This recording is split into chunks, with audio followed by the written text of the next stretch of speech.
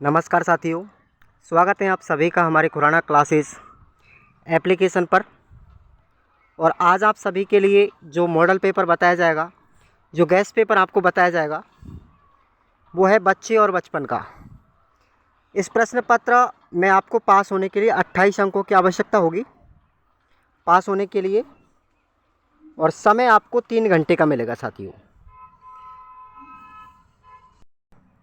जितने भी विद्यार्थी अगर इस वीडियोज़ को देख रहे हैं, आप लोग निश्चिंत रहिए। बिल्कुल प्रश्न आपके इस मॉडल पेपर से, यानी इस गेस्ट पेपर से सीधे ही फंसेंगे। मैं आपको आंसर भी बता रहा हूँ इनके। तो जितने भी विद्यार्थी अभी फ़िलहाल में वीडियो देख रहे हैं, वो चैनल को सब्सक्राइब करें और प्ले स्टोर पर जाएंगे।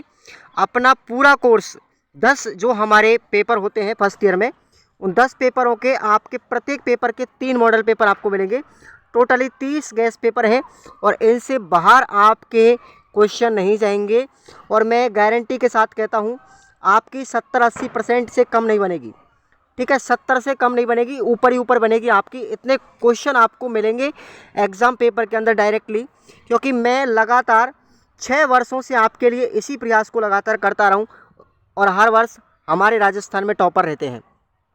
BSTC फर्स्ट ईयर में साथियों हमारे टॉपर रहे हैं 94%। देवकी अग्रवाल भरतपुर से हैं। मैंने टेलीग्राम पर आप लोगों के लिए बहुत सारे प्रूफ भी दिखाए हैं जिनकी परसेंटेज 80%, 85+ है। ठीक है, तो जितने भी विद्यार्थी हैं फर्स्ट ईयर के, वो सभी अपना कोर्स ज्वाइन कर ले, सबके सब टोटल, और जिसका प्राइस है मात्र 129 रुपये। दोस्तों आपकी 700-800 रुपये की तो सीरीज़ ही आती है, आप समझिएगा। और मैं आपसे मात्र 129 रुपये ले रहा हूँ और पूरी गारंटी ले रहा हूँ। अगर आपकी बैक लगती है तो आप लोग समझ लीजिएगा कि आप लोग खुद पढ़ के नहीं गए हो। हालांकि आपको क्वेश्चन पेपर में मिलेंगे, यहाँ से बस पढ़ के आपको जाना है। जो मटेरियल मैं दूंगा इससे बाहर नहीं जाएगा, पढ़ने की जिम्मेदारी आपकी होगी। इतना तो आप समझ रहे हैं। तो चलिएगा, शुरुआत करते हैं आज की धमाकेदार इस क्लास को। पहला क्वेश्चन देखिए, समर हिल स्कूल के संस्थापक कौन थे?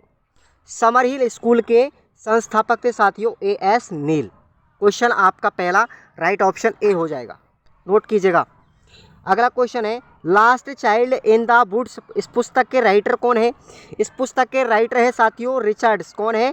रिचर्ड्स। ऑप्शन आपका बी लॉक कर लीजिए।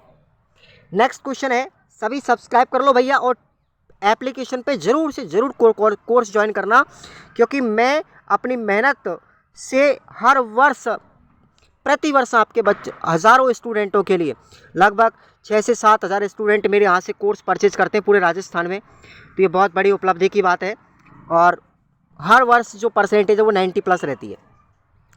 तीसरा क्वेश्चन है, मैकडूगल के अनुसार आश्चर्य संवेग किस मूल प्रवृत्ति से संबंधित है? तो भाई ये किस मूल प्रवृत्ति से है? आश्चर्य का संबंध होता है साथियों जिज्ञासा से। ठीक है, और ध्यान रखना, विलियम मैकडूगल ने 14 संवेग और 14 ही मूल प्रवृत्तियों के बारे में बताया था। ठीक है, और ध्यान रखना आपको, अगर पलायन की बात करें तो पलायन जो संवेग है इसका संबंध होगा भय से। किससे होगा? भय से होता है, ध्यान रखना। सामूहिकता का संबंध किससे होता है? एकाकीपन से। किससे होगा? एकाकीपन से। इस तरीके से आप लोग साइकोलॉजी भी पढ़ सकते हो साथ साथ। नेक्स्ट क्वेश्चन है, पारिस्थितिकीय परक बच्चे के विकास की पंचतंत्रीय व्याख्या करने वाले मनोवैज्ञानिक कौन है? ध्यान रखना, जिन्होंने पारिस्थितिकी परक मॉडल सिद्धांत जो दिया था वो है यूरी ब्रैनफेन-बेर्नर। ध्यान रखना, और उन्होंने 5 मॉडल दिए, 5 तंत्र बताए थे, 5 सिस्टमों की बात की थी। ठीक है, जैसे माइक्रो सिस्टम, मीजो सिस्टम, ठीक है, एक्जो सिस्टम, ये 5 तंत्र जो दिए थे ना, वो यूरी ब्रैनफेन-बेर्नर ने दिए थे। इंपॉर्टेंट है, साइकोलॉजी का चैप्टर भी बहुत अच्छा है ये। आगे बात करते हैं, A.S. नील किस तरह का स्कूल बनाना चाहते थे? A.S. नील किस तरह का स्कूल बनाना चाहते थे?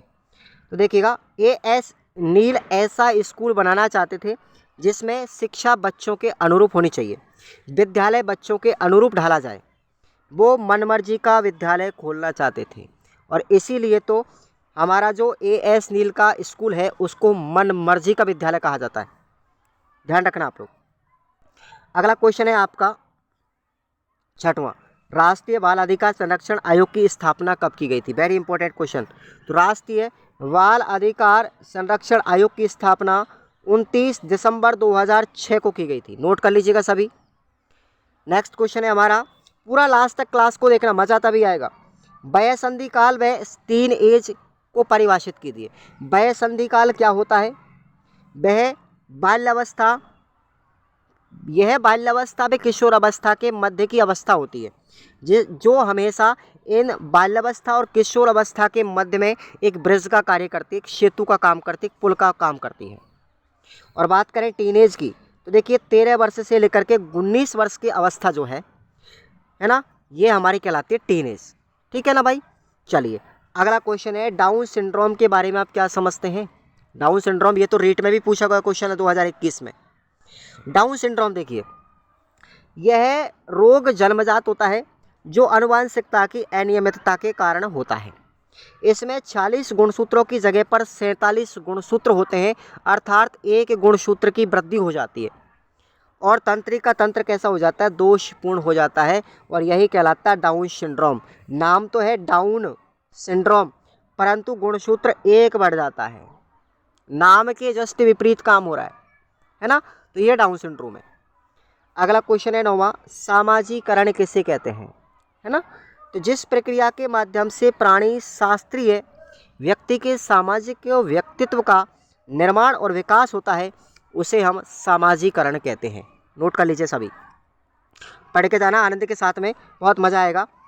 समरहिल स्कूल को मन मर्जी का स्कूल क्यों कहा जाता है? लो बताओ भाई, क्यों कहा जाता है?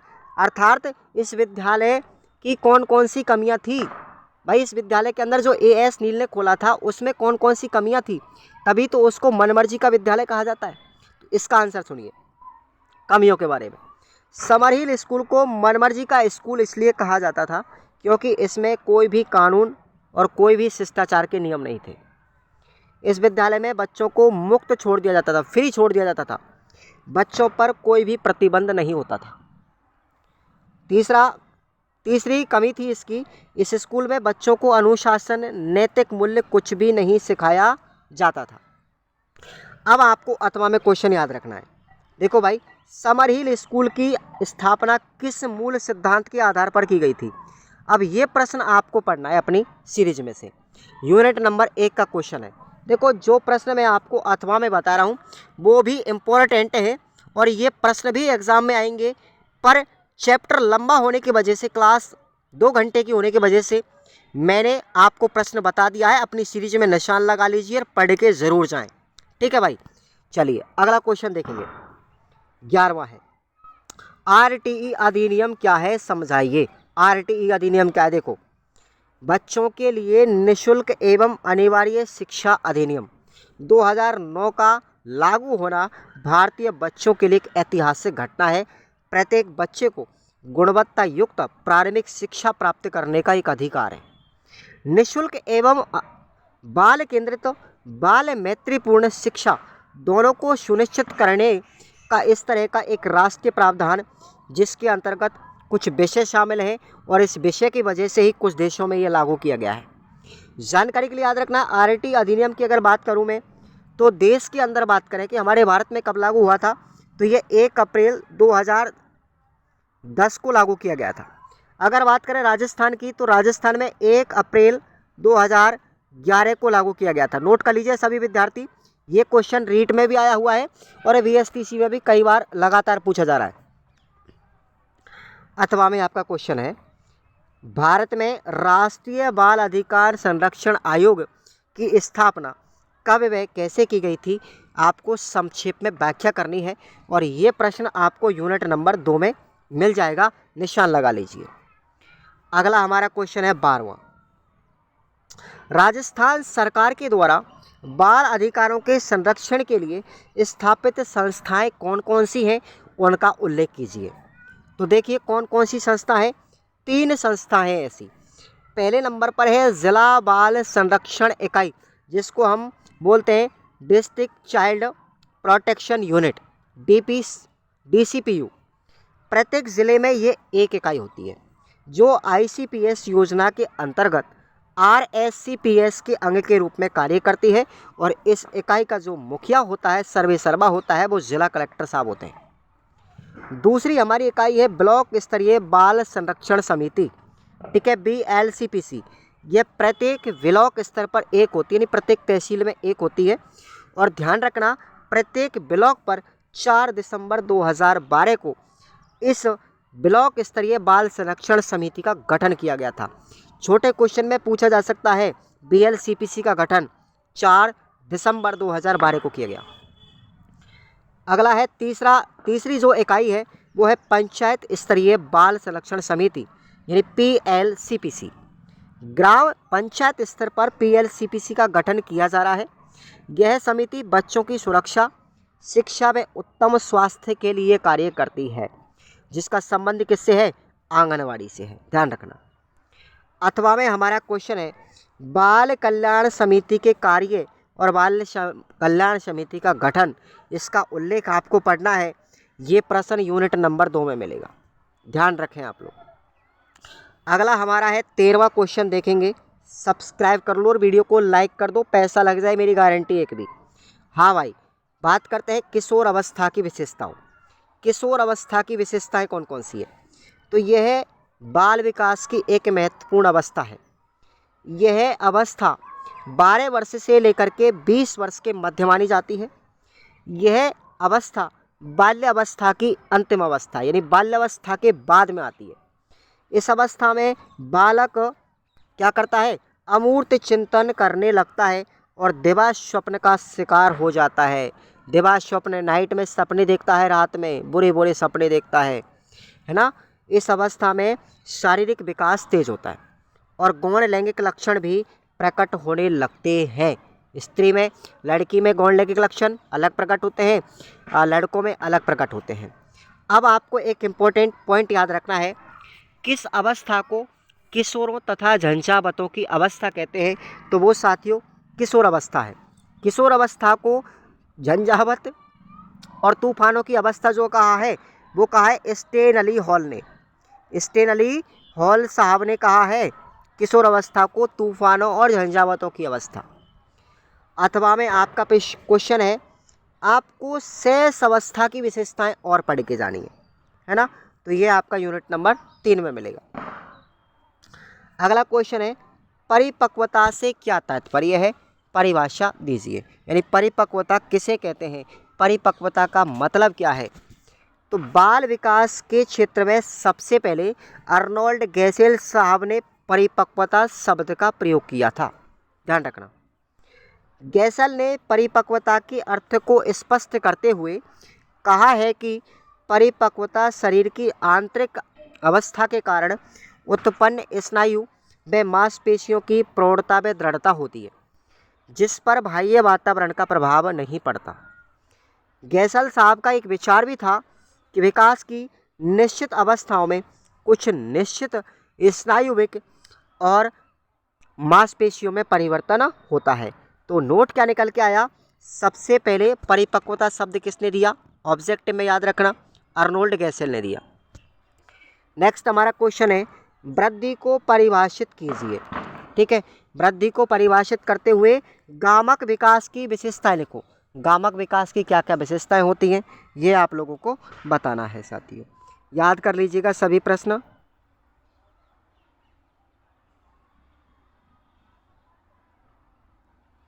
सभी याद कर लीजिएगा इस क्वेश्चन को, यूनिट नंबर 4 में आपको मिलेगा, है ना जी। आगे देखिएगा, जॉन बॉल्बी के लगाव की विशेषताएं बताइए। जॉन बॉल्बी के लगाव की सिद्धांत जो है इसकी क्या क्या विशेषताएं हैं? मोस्ट क्वेश्चन है जॉन बॉल्बी का, एग्जाम में 101% आएगा इस बार, है ना भाई। तो देखिएगा इसके सिद्धांत की विशेषताएं, पहली है सुरक्षित लगाव। जब बच्चे के साथ संरक्षक मौजूद होता है तो वह स्वयं को सुरक्षित महसूस करता है। कैसा करता है? सुरक्षित है। बच्चे जब किसी माँ बाप की या किसी संरक्षक की गोदी में होते हैं तो बिल्कुल अपने आप को सेफ जोन में समझते हैं। मध्यस्थ और उभयमुखी लगाव। ठीक है, उभयमुखी लगाव वाले बालक उस समय व्याकुल हो जाते हैं जब उन्हें संरक्षक से दूर किया जाता है। और तीसरी विशेषता है उपेक्षित लगाव। इस प्रकार के बालक अपने संरक्षक से दूर रहना चाहते हैं, उनको किसी के भी आश्रित होने की आवश्यकता नहीं है। अगला क्वेश्चन है आपका आत्म प्रत्यय को परिभाषित करने वाले कारकों के नाम लिखो। तो ये प्रश्न आपको यूनिट नंबर 5 में मिलेगा, नोट कर लीजिएगा सभी। 16वां क्वेश्चन देखेंगे, बालक के सामाजिकरण की व्यक्तित्व विकास में क्या भूमिका है? सामाजिकरण में व्यक्तित्व विकास की क्या भूमिका है? तो देखेंगे, सामाजिकरण वह प्रक्रिया है जिसके द्वारा सामाजिक व्यवहार, धारणाएं, विचार, मूल्य आदि ग्रहण किए जाते हैं और उन्हें अपने व्यक्तित्व का अंग मानते हैं। व्यक्तित्व का विकास आत्मा के विकास पर निर्भर करता है और आत्मा की उत्पत्ति सामाजिक अंतःक्रिया में होती है। आत्मा का विकास एक प्रकार से कार्यग्रहण से संबंधित है। आत्म प्रेरणाओं व अभिवृत्तियों को अंतर्विष्ट किया जाता है या करता है, इसी से आत्मा का स्वरूप बनता है। किम्बल यंग का एक मत है, इनका कथन है कि आत्मा की उत्पत्ति सामाजिक क्षेत्र में क्रिया के द्वारा होती है और ये सब क्रियाएं सामाजिकरण की प्रक्रिया के अंतर्गत होती है। इस प्रकार व्यक्तित्व का विकास सामाजिकरण पर आधारित है। याद रख लेना दोस्तों। नेक्स्ट हमारा क्वेश्चन है, बालक के सामाजिकरण करने में परिवार और सोशल मीडिया, ठीक है, मोबाइल, टेलीविज़न, इनकी क्या भूमिका है? इनका आपको उल्लेख याद रखना है। ये आपका प्रश्न 6 मिलेगा, यूनिट नंबर 6 में। अगला क्वेश्चन है 17वां नंबर का, साक्षात्कार को अन्य उपकरणों की तुलना में श्रेष्ठ क्यों कहा जाता है? अर्थात आपको साक्षात्कार की विशेषताएं बतानी है। तो देखिएगा आंसर इसका, साक्षात्कार उन व्यक्तियों के लिए गोपनीय सूचना प्राप्ति का साधन है जिन्हें वह लिखना चाहता है। दूसरी विशेषता है, साक्षात्कारकर्ता अपने अनुसंधान का उद्देश्य प्रत्यक्षतः स्पष्ट कर सकता है। आज व्यक्ति लिखने की अपेक्षा विचार विमर्श को महत्व देता है। साक्षात्कार में इच्छा अनुसार सभी प्रश्नों के उत्तर लिए जा सकते हैं। साक्षात्कार के द्वारा अनुसंधानकर्ता विषय को प्रेरित कर अनुभवों को प्राप्त कर सकता है। और छठवीं विशेषता है कि साक्षात्कारकर्ता पूरक प्रश्नों द्वारा विषय के प्रश्न में के त्रुटिपूर्ण अर्थ का स्पष्टीकरण कर सकता है। अथवा में आपका प्रश्न है, साक्षात्कार के तत्व और प्रक्रिया के चरणों के बारे में आपको याद रखना है। यूनिट नंबर 7 का प्रश्न है, नोट कर लीजिएगा, निशान लगा लीजिए। अब हम आते हैं हमारे निबंधात्मक प्रश्नों पर। 18वां प्रश्न देखिए, बाल साहित्य से क्या तात्पर्य है? वर्तमान में उपलब्ध बाल साहित्य वर्तमान साहित्य के अनुरूप है या नहीं? किन्हीं 2 बाल साहित्यिक पुस्तकों के नाम भी आपको लिखने हैं। तो देखेंगे यहाँ पर बाल साहित्य का अर्थ और उसकी परिभाषा। सबसे पहले, गद्य पद्य की सरल छोटे छोटे वाक्यों में वे रचनाएं जो बालकों के लिए उपयोगी होती है बाल साहित्य माना जाता है। बाल साहित्य में लेखक बालक जैसा अनुभव करता है, रोचक आकर्षक रचना रचता है। इसमें कठिन शब्दावली, व्यंजन गुच्छ, लंबे वाक्य, विस्तृत आकार की रचना आदि होता है। अब बाल साहित्य का परिचय। हिंदी बाल साहित्य की एक समृद्ध परंपरा है। पंचतंत्र, ये विष्णु शर्मा की कहानी है, ध्यान रखना। हितोपदेश, कथा शरत सागर, जातक कथा व अन्य संस्कृत कथा साहित्य की गौरवशाली धरोहर भी हमें बाल साहित्य में मिली है। कविता कहानी बच्चों के बीच सर्वाधिक लोकप्रिय विधा है। अपने संगठनात्मकता के कारण कविताएं उन्हें सहजी कंठस्थ हो जाती हैं। उन्हें कविताएं सबसे ज़्यादा भाती हैं, सबसे अच्छी लगती हैं, जो उनके मन को छू लेती है और जुबान पर चढ़ जाती है। वे कविताएं उन्हें प्रिय लगती हैं जो रोचक और कौतूहलपूर्ण होती हैं। आज के बच्चों का या आज के बालक का एक निजी संसार है। उस संसार में उसके सपनों का कलरव है। उस संसार में उसके अपने व्यक्तित्व और अस्मिता का ज्योतिर्मय छटा भी दिखाई देती है। इसके अतिरिक्त वर्तमान में उपलब्ध बाल साहित्य मुख्यतः विज्ञान की फंतासी कथाओं की कल्पनाओं पर आधारित, जिसमें संवेदनाओं के लिए कोई स्थान नहीं है। ये बच्चों को अधिक यांत्रिक बना रहा है, जिसे बच्चे स्वयं में ही लीन होकर के सामाजिक सहभागिता से दूर होते जा रहे हैं। अब आपको मैं बता दूं 2 बाल साहित्यिक पुस्तकों के नाम। एक का नाम तो है चंपक, दूसरा है बालहंस, नाम याद रखना। उसके बाद है रूपक, है ना, रूपक के बाद चाचा चौधरी। ये सब बाल साहित्यिक पुस्तकों का नाम है। चाचा चौधरी, ये 4 बता दी मैंने, ठीक है ना, याद रख लेना। अब आपका अथवा में प्रश्न है, गिरजूभाई वधेका का जीवन परिचय और उसके कौन कौन से कार्य हैं उल्लेख कीजिएगा। इन्होंने बाल मंदिर की स्थापना की थी, ध्यान रखना, ठीक है ना, बाल मंदिर की स्थापना की। तो इनके जीवन परिचय के बारे में, इनके कार्य को उल्लेख के बारे में याद रखना है। जीजूबाई बधेका को हम मूंछों वाली माँ कहते हैं, ध्यान रखना, मूंछों वाली माँ, मूंछों वाली माँ के नाम से भी इनको जाना जाता है। तो ये आपको पढ़ने हैं। अगला क्वेश्चन हम पढ़ेंगे 19वां। उससे पहले देखिएगा, आप ज़रूर ज्वाइन करना दोस्तों। 129 रुपये का कोर्स आपके लिए कोई बहुत बड़ी धरोहर नहीं है, पर ध्यान रखेंगे आप लोग ज़रूर पढ़ के जाएँ। ज़रूर से ज़रूर कोर्स ज्वाइन करना, क्योंकि ये आप लोगों के लिए रामबाण सिद्ध होगा हर साल की तरह।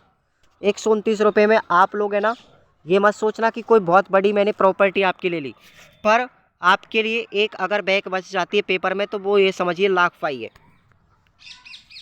प्रश्न 19वां है, असंतुलित पोषण से शारीरिक विकास किस प्रकार से प्रभावित होता है।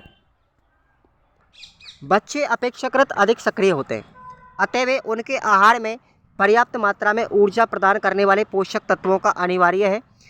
सक्रियता स्तर अधिक होने के कारण उनकी शारीरिक वृद्धि भी तेज गति से होती है, इसलिए बच्चों को पोषक भोजन देना चाहिए।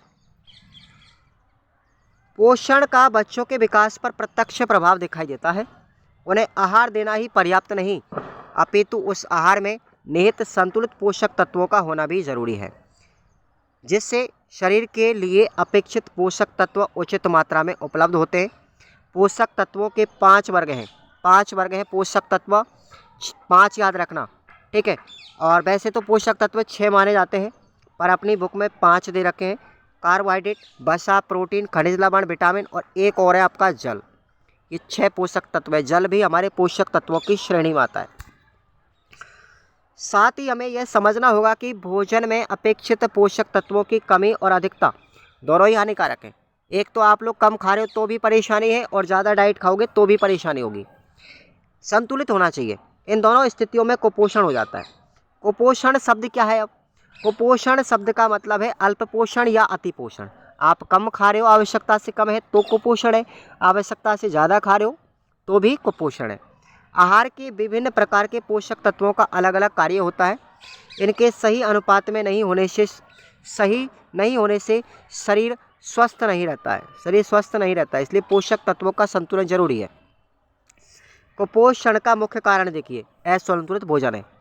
असंतुलित भोजन के कारण कौन कौन से हैं? या तो गरीबी होगी, अज्ञानता, खाद्य पदार्थों की सीमित उपलब्धता, भोजन संबंधी अनुपयुक्त आदतें, ये हमारे कुपोषण की क्या है कारण। कुपोषण से कई बीमारियां हो जाती हैं, जैसे प्रोटीन की कमी से क्वाइस्क्योर रोग, मैरेस्मस, विटामिनों की कमी से रतौंधी रोग होता है, ए की कमी से बेरी होता है, विटामिन बी की कमी से स्कर्वी रोग होता है, विटामिन सी की कमी से रिकेटस होता है, विटामिन डी की कमी से रक्त अल्पता आती है, आयरन की कमी से, ये सब रोग होते हैं। अतः पोषक व संतुलित आहार लेने से उपयुक्त शारीरिक विकास होता है, इसलिए हमें पोषक तत्वों की तरफ और संतुलित भोजन की तरफ ध्यान देना चाहिए। अगला हमारा प्रश्न है, शारीरिक विकास के महत्व में प्रमुख आधार कौन कौन से हैं? यानी शारीरिक विकास का महत्व और उसके प्रमुख आधार।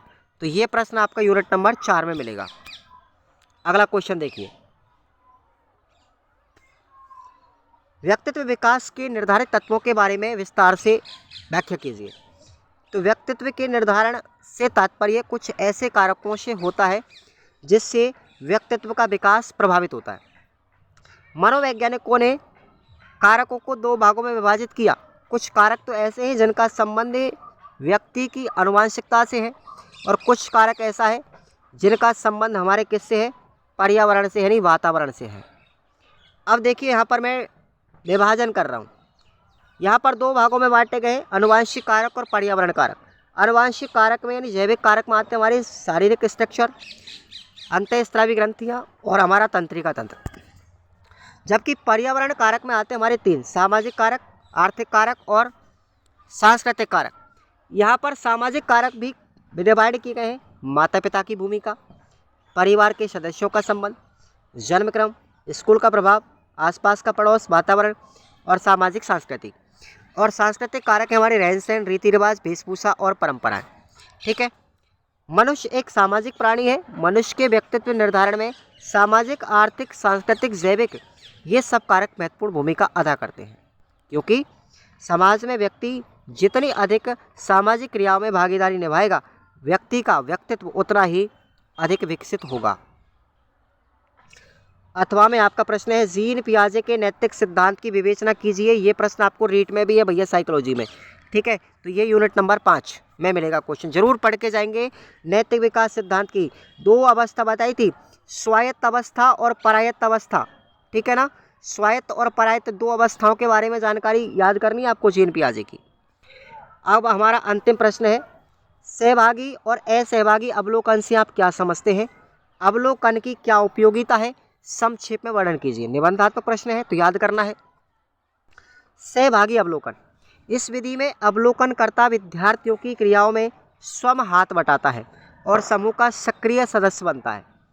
यहाँ इस तरह अवलोकनकर्ता का क्रियाओं में हाथ बटाने का मुख्य व्यवहारों को स्वाभाविक तरीके से प्रभावित करने से है। उसके बाद है असहभागी अवलोकन। ये क्या होता है? इस प्रकार के अवलोकन में शिक्षक एक अवलोकनकर्ता के समूह में सम्मिलित नहीं होकर उस गतिविधि पर बाहर से दृष्टि रखता है, नज़र रखता है एवं विद्यार्थियों के व्यवहार को बाहर से ही ध्यानपूर्वक देखता रहता है। अवलोकनकर्ता विद्यार्थियों के व्यवहार को विद्यालय के अंदर और बाहर किसी भी जगह पर ध्यान से देखता रहता है। इसके आधार पर हम निष्कर्ष पर पहुंचते हैं। अब देखिए अवलोकन की उपयोगिता। इसमें समस्या का चयन किया जाता है, उसके बाद उस समस्या का बारीकी से अवलोकन करके अध्ययन किया जाता है। दूसरी उपयोगिता है पूर्व निर्धारित उद्देश्य, सुनियोजित अवलोकन और सुव्यवस्थित अभिलेखन से यह विधि बहुत उपयोगी बन जाती है। इसके परिणाम विश्वसनीय और वैध होते हैं। अब आपका देखेंगे अथवा में प्रश्न है, 2 प्रश्न मैं बता रहा हूँ अथवा में। सामाजिकरण का पारिस्थितिकी सिद्धांत क्या है, स्पष्ट कीजिए। यही है साथियों पारिस्थितिकी परक मॉडल सिद्धांत यूरी ब्रैनफेन-बेंडर का। ये पढ़ के जाना है, इसमें 5 तंत्र बताए थे उन्होंने, सिंपल है। उसके बाद है सामाजिकरण की प्रक्रिया का वर्णन करते हुए इस सामाजिकरण को प्रभावित करने वाले कारक कौन कौन से हैं। ये प्रश्न आपका यूनिट नंबर 6, ये दोनों प्रश्न यूनिट नंबर 6 के हैं और जो आपको पढ़ के जाने हैं। आपको ये प्रश्नों में से दोनों में से एक प्रश्न एग्जाम में 101% मिल जाएगा, टेंशन मत लीजिए, नोट कर लो आज। Thank you so much. तो ज़रूर ज्वाइन करना साथियों, खुराना क्लासेस ऐप है, प्ले स्टोर पर मिल जाएगा। आपको अगर ज़्यादा सबूतों की ज़रूरत है कि आप लोगों के बच्चे यहाँ से नहीं पढ़े, तो मैं आपको हज़ारों प्रूफ दे दूंगा। राजस्थान के बच्चों के मार्कशीट चाहिए, रोल नंबर चाहिए, जो कुछ भी चाहिए, फ़ोटो चाहिए, सब कुछ चाहिए, मैं दे दूंगा। पर आप लोग ज्वाइन कर लो बस। किसी भी कॉलेज का मांग सकते हो आप लोग, उसकी टेंशन मेरी है, क्योंकि मैं राजस्थान की प्रत्येक कॉलेज तक पहुँच चुका हूँ अब। ठीक है साथियों, तो आप लोग पिछले रिजल्ट को देखते हुए आप ज़रूर ज्वाइन करें। Thank you so much.